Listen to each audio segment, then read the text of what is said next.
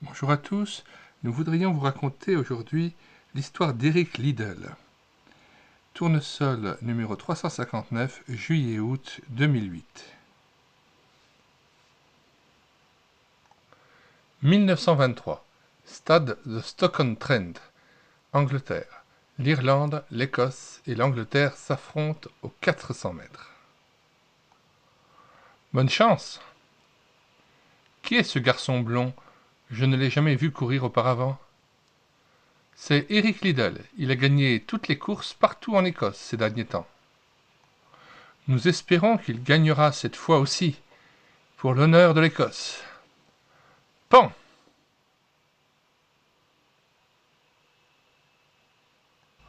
À quelques mètres du départ.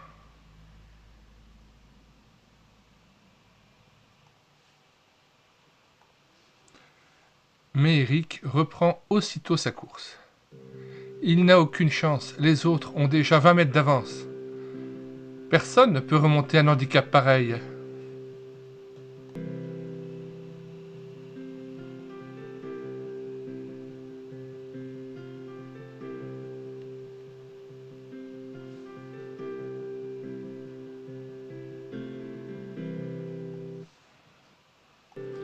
Bravo! Laissez passer, poussez-vous! Plus tard. Comment avez-vous fait pour gagner une course aussi désespérée? J'ai couru la première moitié aussi vite que possible et la deuxième moitié encore plus vite, avec l'aide de Dieu. 1924, à l'issue d'une course. Ton temps s'améliore de plus en plus sur le 100 mètres.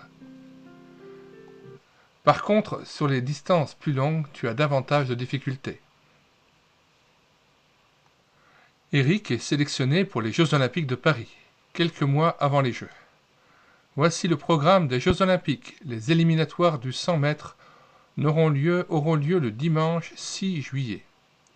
Quoi? Le dimanche? Je ne ferai pas la course. Pourquoi? Qu'est-ce que cela veut dire? Vous savez que je suis chrétien, le dimanche est le jour du Seigneur. Il y a quelques années, j'ai promis à Dieu de toujours lui consacrer cette journée. Les responsables essaient de faire modifier les dates des courses, mais le comité olympique ne veut rien entendre. Dans ce cas, nos espoirs de gagner le 100 mètres sont réduits à néant. Quelle sorte d'individu est-ce donc? Refuser de concourir pour son pays parce que la date ne lui convient pas? Un traître!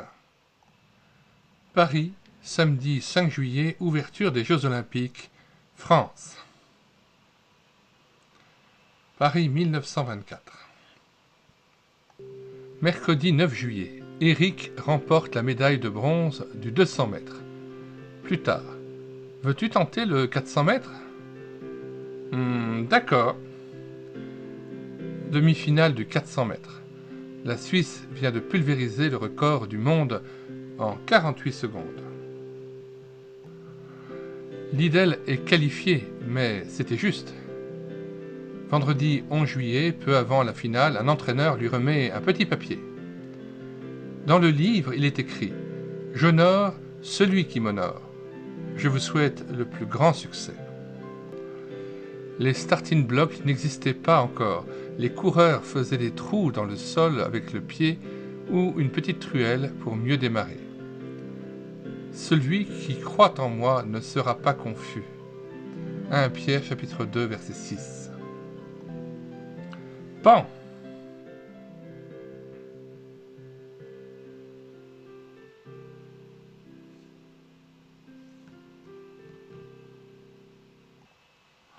Liddell est parti trop vite.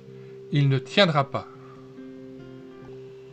Après 300 mètres, un Américain se rapproche. Eric fatigue. Non, regardez, il accélère. Eric gagne avec 5 mètres d'avance. Record du monde battu par la Grande-Bretagne en 47 secondes 6 centièmes.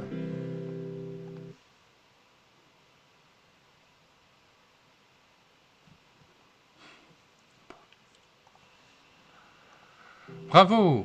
Bravo! Bravo!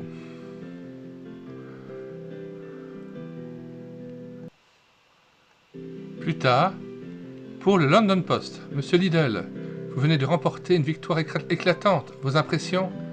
C'est en effet une belle victoire. Mais rien n'est plus important à mes yeux que d'avoir respecté mes engagements envers Dieu. 6 jours plus tard, un dîner officiel est organisé pour fêter les victoires de la Grande-Bretagne. Ce fut une expérience merveilleuse de participer aux Jeux et de ramener une médaille d'or.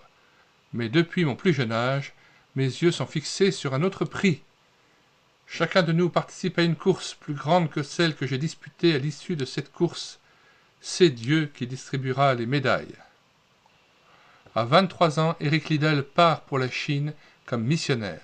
Il consacrera le reste de sa vie à parler de Jésus aux Chinois. Pendant la guerre entre le Japon et la Chine, il meurt à 45 ans dans un camp de prisonniers. Cette histoire a inspiré le film Les Chariots de feu. Scénario V. Dupont, dessin et couleurs Béné. Nous vous invitons à regarder sur cette chaîne YouTube L'Écouter sa parole, la playlist Ancienne BD Tournesol, où nous avons déjà tourné 70 vidéos en filmant et en lisant d'anciennes BD Tournesol. Nous vous disons au revoir et à bientôt en vous invitant à vous abonner à cette chaîne.